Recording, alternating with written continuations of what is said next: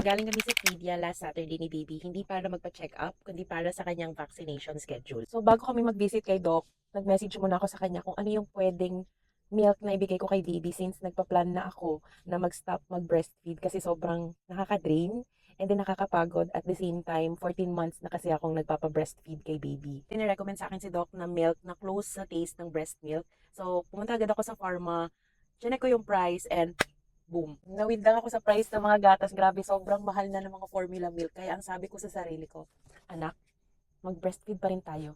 Kakayanin ko kahit hanggang mag 2 years old ka na. So if you've been following me here sa aking mga social media accounts, you know that I love the Mom Cozy brand. So natry ko na si Mom Cozy V2 Pro. So next naman itatry ko is si Mom Cozy V1 Pro. Let's unbox Mom Cozy V1 Pro. So this is a hospital grade breast pump. So pagdating namin sa loob, sabi ni Doc, so ano mami, na-switch mo ba si baby sa formula? Tumawa ko tapos na-gets niya na yung point ko. Tapos sabi niya, ang mamahal ng mga formula milk ngayon, no? Ko, yes, Doc, ang mamahal ng formula milk, naloka ako. Kahit si Doc natawa dun sa sinabi ko. Kasi totoo naman, sobrang mahal ng mga formula milk ngayon. Tapos sinabihan ako ni Doc na, ano bang kinaka-worry mo? Na baka hindi enough yung breast milk mo? Papakita ko sa'yo yung graph ni baby. Tapos pinakitaan niya ako dun sa laptop niya. And then nakita ko doon na yung height niya, yung weight niya is as in within normal lang siya.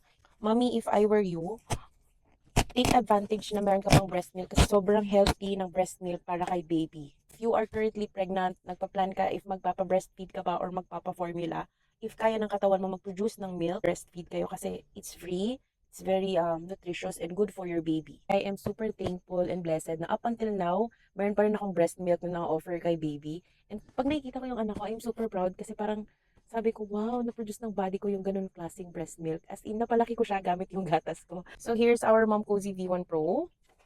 Ay, hindi ko first time mag-unbox. Nakakalimutan ko yung mga ganitong moments.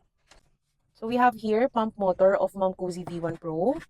And then dito, we have the flange size ruler, user manual, and quick start guide.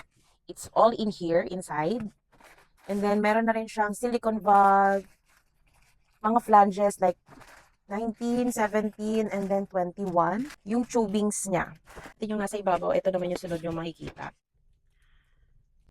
Grabe, sobrang ganda talaga ng collection cups niya. Tapos dito sa kabilang side natin, ilalagay yung motor. Super ganda ng cups. Na-try ko na yung cups ni V2 Pro. And then pwedeng-pwede siya sa mga may elastic nips.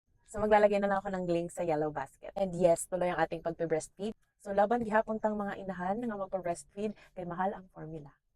Bye!